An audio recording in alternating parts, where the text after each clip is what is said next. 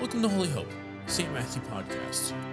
In today's episode, we sit down with one of our three new priests, Father Nicholas Kramer. Welcome to Holy Hope. We are joined today by one of our new faces here on campus. Yes, sir. And Father Nicholas Kramer, welcome to St. Matthew. Thank you very much. It's good to be here. Yeah, we're glad to have you. Please give us the 5-minute who am I speech. Where did you come from? What do we need? Well, here we go. So my name, like you said, is Father Nicholas Kramer. I am originally from the Asheville area, so up by Asheville, a little town called Old Fort. Grew up there. I was homeschooled K through 12, which was really not uncommon for Catholic communities in that area. We don't have Catholic schools like y'all have here in Charlotte. We have one or two. Really, they're viable options, and they were so far away from my family that we just decided that was best practice. So I really enjoyed that. Really developed a love of learning when I was very young, which I think served me well throughout seminary, right? And that inquisitive spirit that was fostered through that, which was really cool. And then so bounced around from some parishes there, right? We essentially just followed catechetical programs going up because my mom was very intent on us having good catechetical formation.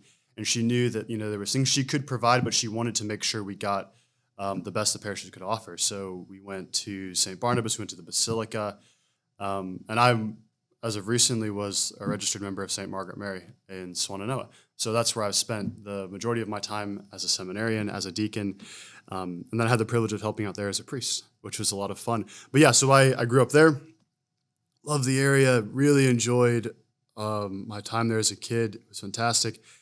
I did 2 years of college at Montreat, which is a small Christian college up there. Worked in graphic design and journalism, which I really enjoyed. But the Lord had other plans for me. So I entered seminary at... Yeah, tell me about those plans. How did that come to be? Yeah, it's interesting because, they well, I guess they don't say it, but the question people often ask you, right, is when do you first feel the call to seminary? And for every guy, it's different. But I think from my conversations with guys, most guys feel a call to the priesthood around 7 years old or so, that initial inkling, right? And so for myself, that was definitely the age that I first started thinking about the priesthood as a viable option. And of course, it starts as the priesthood being something that would be cool. It goes there with firefighter and astronaut and things like that. It's wow, it'd be cool to be a priest. And the Lord really uses that and works on you. He did, at least for me, over my time in high school, where I was told early on, and I'm very thankful for this advice, that every Catholic man should be open to the priesthood as a possibility, right? Just as every Catholic woman should be open to consecrated life, to religious life as a possibility, right? And so I took that to heart. I took that seriously. And throughout my time in high school and my little bit of time in college, I really did try to discern properly and discern well. It's Lord, what do you want me to do? Not what I want to do, right?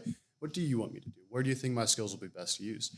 And so, of course, that is the ideal. And the reality is sometimes a little bit different, right? Because God says, okay, here's the plan. And you're yeah, that's sure, funny, God. Right. I have a better plan, obviously. Exactly. And let me tell you about it, right? And he laughs a little bit and is okay, cool, I'll see you in a year or so when you suffer for a little bit and realize my plan's better.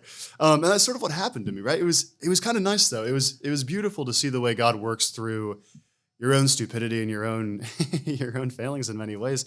And so it was nice because early on in high school, I got introduced to Quo Vadis, which is the summer camp we have in Charlotte. It was very helpful to me for discernment because I got to be around priests who were very good, and I got to be around other men my age who were going through the same journey. So I started to make friends in that world, and I started to make connections to people.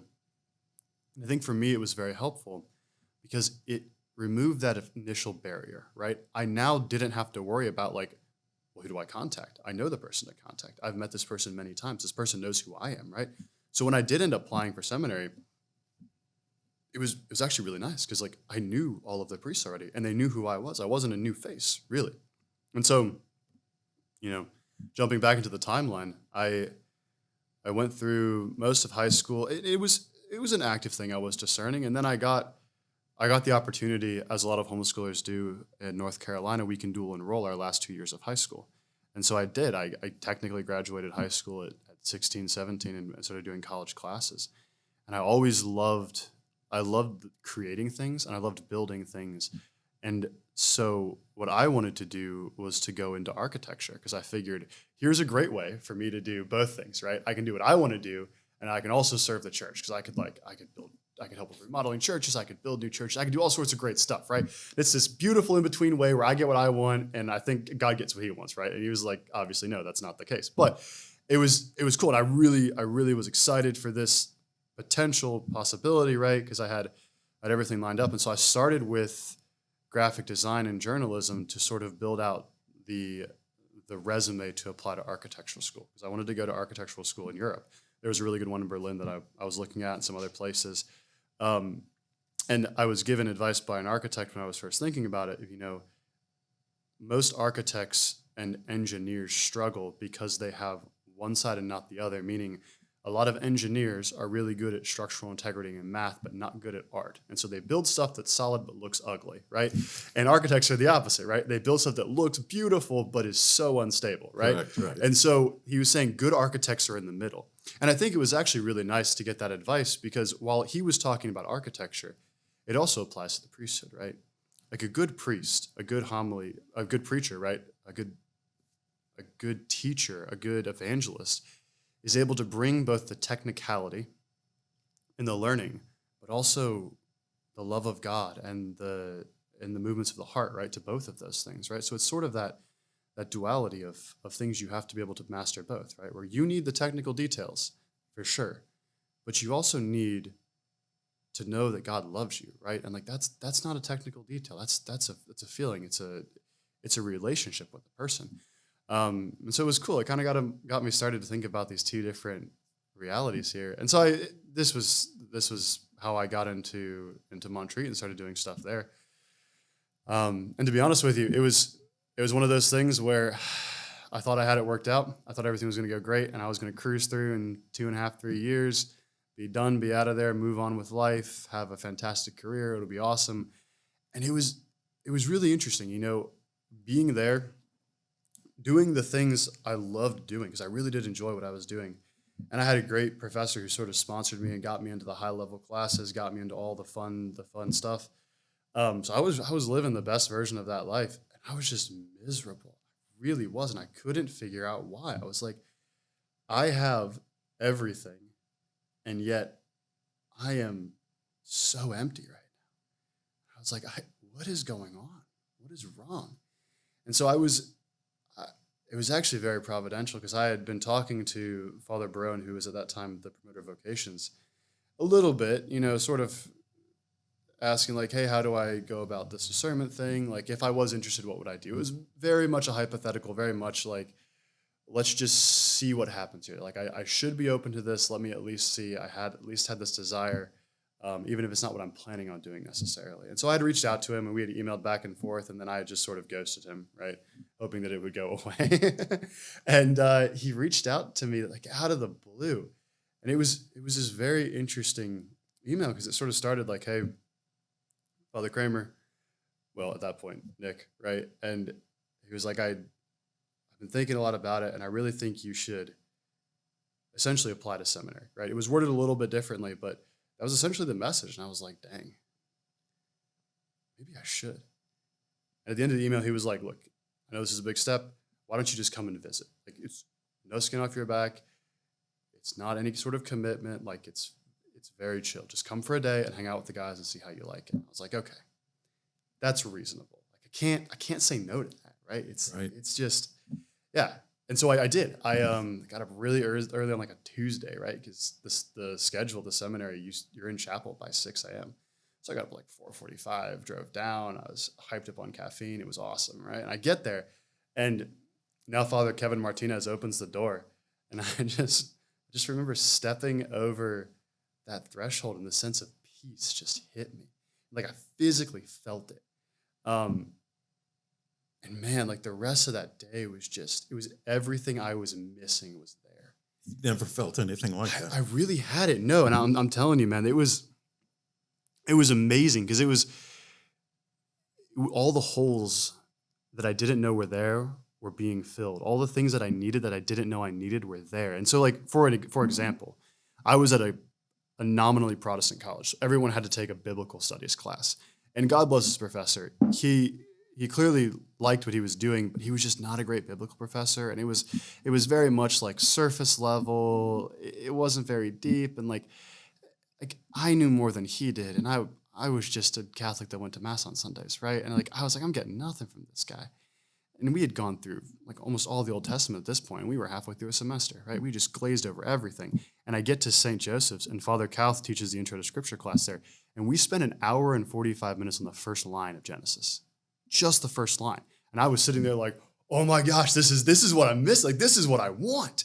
And so I was so excited. I was so happy with the visit. I loved everything about it. And I left, and I was,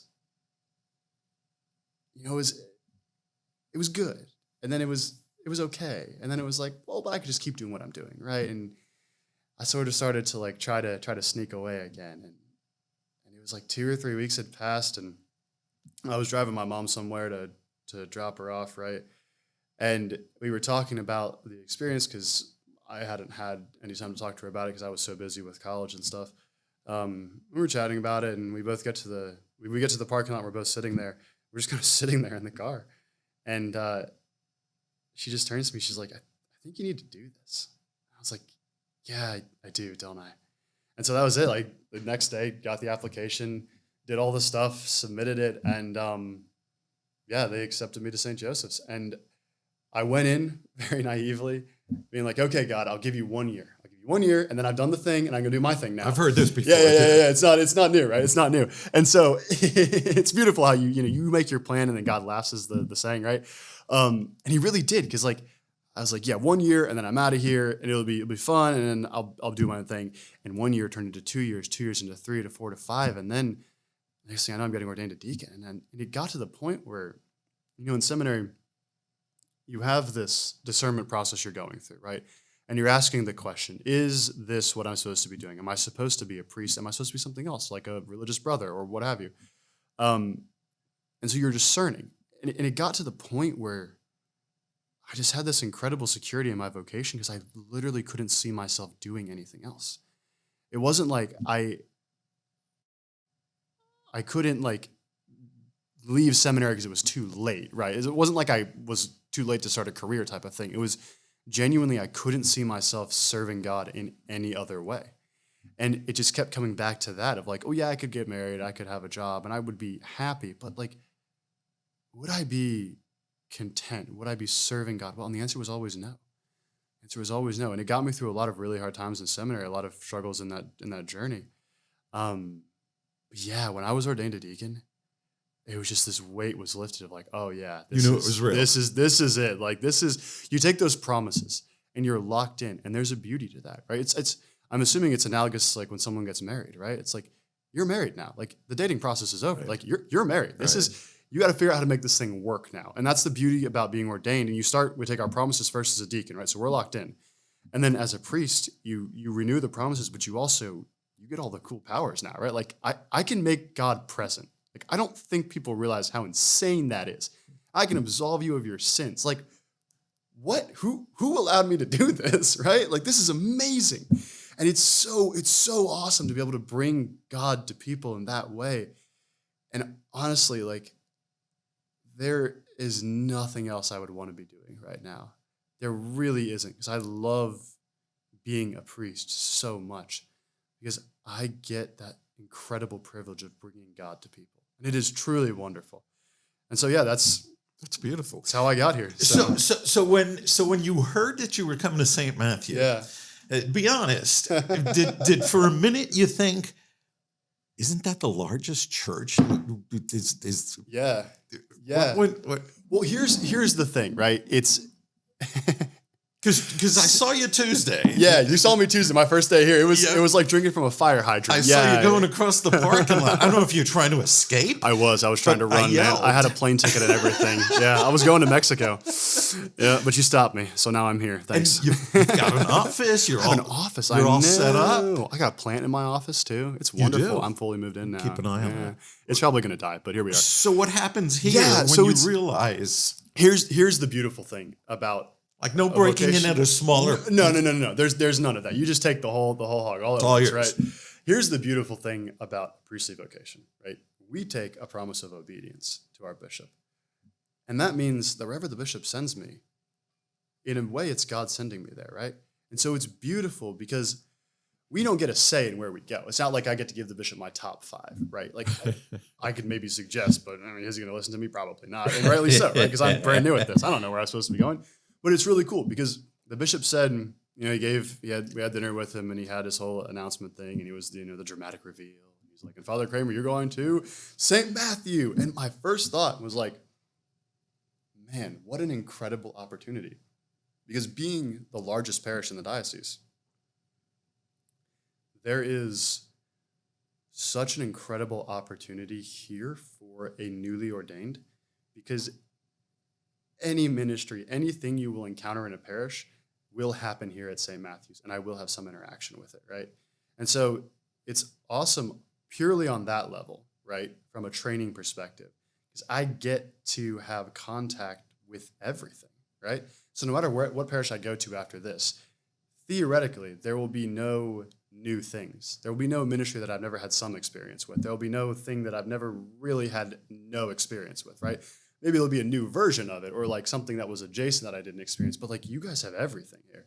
And so not just that, but because you're so large, the parish is so large, you cover the entire breadth of Catholics, right? And so it's like you have everybody that comes here, right? You have the visitors, you have your like daily mass crowd that's here all the time, right? You have everybody in between. And so it's really cool as a priest to be in that position because I get to essentially practice ministering to everybody. And really devote myself completely to that because I'm not pastor, right? So there are a lot of things that I don't have to worry about. In many ways, I just need to be a priest, which is beautiful at a place this large because I can do all the priestly things all the time. Like, it's awesome. On a given day, I'm saying mass, hearing confessions at the hospital, doing paperwork in the office, talking to you in a podcast studio. Like, how many parishes have that, right? And so it's just wonderful. And I was so excited to come here for many reasons, but for that is certainly one of the top ones because, I mean, yeah, you guys just have it all going on here. It's what wonderful. would you say to our parishioners who see this? What would you? Because before we started rolling, you were telling me that you love to yak. I'm a You're talker. a talker. Yeah, I'm a talker. You're a talker. Yeah. So you've got communication in there somewhere. Oh, huh? yeah, man. So what do you want parishioners to know about you? It's a great question, and it's a great question because it's sort of hard to answer, right? Because I want parishioners to know. Well, let me put it this way. I want parishioners to know Jesus through me, right? I really, at the end of the day, if I've done my job well,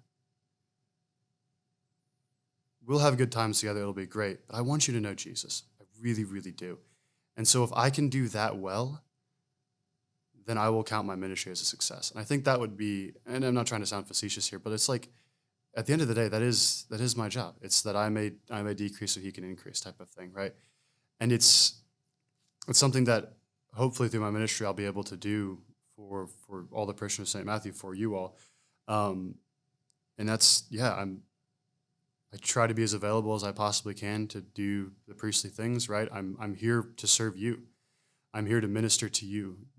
I'm not, like I said, I'm not your pastor, but I am your priest, right? And there's pastoral duties that are certainly involved in every priestly ministry. And so I'm here to minister to you.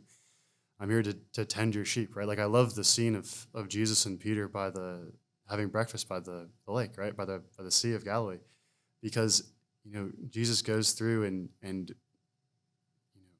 heals Peter's threefold denial. He asks Peter, do you love me? Do you love me? Do you love me? And he gives Peter this action item, right? He's like, I know that you love me, but here's how you show it, right? Feed my sheep, feed my lambs. And so I think that's what I would love to communicate to you all. Like, I'm here to serve you. I'm here to give you the sacraments. I'm here to help you. I mean, living the Christian life it's fairly simple, right? Like there's not a lot to it, but it is very difficult because we're living in a sinful world. We're fallen human beings, and it's very difficult. And so I'm here to help you as best I can to get you to heaven. Like that's my job. We're going to take you up on that. Heck yeah, let's do it, man. Let me move a little bit away from the priest side and talk about the guy side, the personal side. Yeah, just a guy, dude. You love building stuff. I do. Love making things. I do. Yeah, I do. I'm I grew up with a dad who loved construction, right? And so every Saturday morning from the ages of like 6 to 17, we were working on the house. We built most of it ourselves. Like I was putting up rafters at 10, right? Running electrical wires. It was so many OSHA violations, but that's okay. Because that's what kids are for, right? That's why you have large families. You got free labor. And my dad took us up on that, right? And it was wonderful because it instilled this love of creation for me because being creative, right? And partaking in that creative aspect. And I carry that over into a lot of my hobbies. I love making things. I loved working with wood. I would constantly be building stuff as a kid. Is that the official hobby? Making things? We'll call it an official. Yeah, making things. Very general. Uh-huh. No, I like all sorts of stuff. I really just love being alive and being able to do stuff. Honestly, like that is my parameters. So if it's out there and it's interesting, I'm willing to give it a shot. I mean, I grew up, loving the outdoors. I mean, Asheville area, right? It's a tourist destination for that reason. Sure. So mountain biking, huge into that as a kid. Loved anything like water related, right? So wakeboarding, skiing. Still into all of that. Oh yeah, heck yeah, love it. Kayaking, whitewater rafting, backpacking, running, all the stuff, right? I'm not good at any of it, but I love to do all of it. Right. It's a jack of all trades type of thing. Sure. But no, I do as it is one of those things that I've really come to appreciate more over time is this ability to create stuff. And it's really cool for me. It's sort of like a way of participating in God's creative power to a degree, right? Where you take a block of wood that doesn't really have a form, if you will. I guess it's a square or a rectangle, whatever. It has that. And you take it from that and make it into something beautiful, right? And watching the thing emerge from, I think was it Michelangelo? One of the great Italian artists said, I see an angel trapped in stone. And my job is to release him with the chisel. It's something to that effect. I'm probably butchering the quote. But it's a beautiful way of thinking about it, right? You're sort of just guiding the process along, which is really cool. And so I love to do that. And I also love beauty. I mean, it's a very important element of being human and to being Catholic, right? It leads us to God. And so there's a reason why we put so much effort into making our church spaces beautiful and into making the Mass beautiful, right? And beauty is such an important thing to have in our lives because it does connect us to God, who is beauty himself. And so it's just wonderful to be able to do little things like that, just to make the world a little bit more beautiful, a little bit more interesting, or a little bit more lovely. And it's nice. And it's also very helpful to be able to provide stuff for people. Absolutely. Right? People love that. Yeah. I was able to build stuff for the seminary, which was a lot of fun. I built little liturgical items we needed. I built a chapel at St. Joseph's out in the woods, a log cabin. Yeah, it was a lot of fun. Yeah, it's not a great log cabin. I wouldn't suggest sending the night in there, but it does the job. It keeps the rain off. And there's actually some guys redoing it right now because I 98% complete most of my projects. So I need someone else to come in. 98, huh? Yeah. What does that say? Yeah, well, I don't know. We're not going to get into that. This isn't a psychology podcast. But no, it was good then. I've been able to, my time in Cincinnati, there's a group of Carmelites there, and so I did a lot of work for them, helped refinish things. It was awesome. It's a really good thing to be able to offer to people.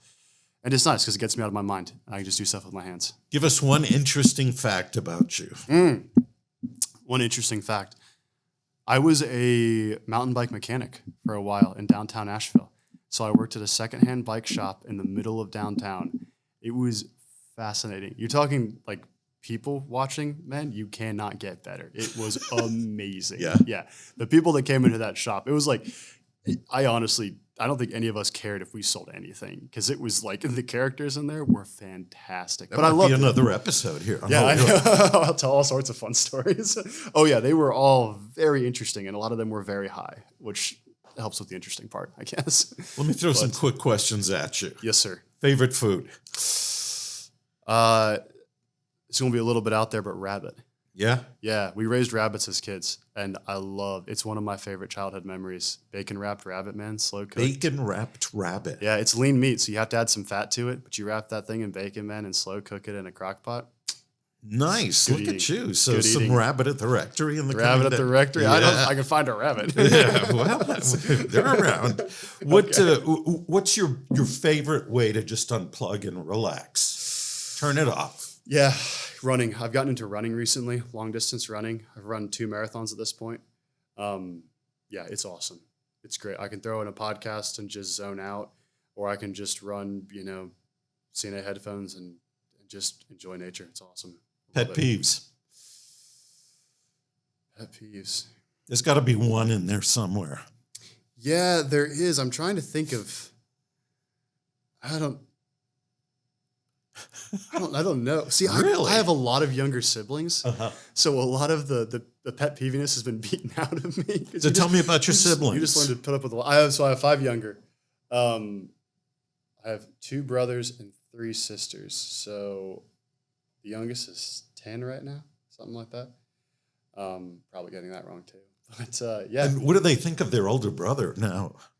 Mostly good things, I think. But You hope? I hope. I don't know. No, it's cool. It's interesting. It's been interesting going through seminary and sort of watching their relationship to me change. Like, obviously, it's not completely different. I'm still their brother. But it's also really cool seeing them relate to me now as a priest. I mean, they're all very, very faithful Catholics, very involved with the church in their own ways. But it's cool. It's been interesting these last couple of weeks because I've been at home a lot. I was helping out at parishes in the area, but I'd be back a lot. And it was interesting seeing them, like, every once in a while they'd forget. It's like, I remember one morning my brother asked me, he's like, "Hey, are you going to Mass today?" And I'm like, well yeah, I'm saying Mass today. And he was like, "Oh yeah, I guess you would be." Yeah, you'd be there. He's like, "What time are you saying Mass?" I was like, I can tell you that too. Yeah, it's awesome. No, it's cool. No, I love them very much. And they're very dear to me. But yeah, they're all moving on. They're doing their things now. And so all but 2 of them are graduated high school and they're off doing whatever they do. So I don't know what they do most of the time. Right. They're all adults. They'll He'll figure it probably out. say something about you. Yeah, probably. He's a priest now. Yeah.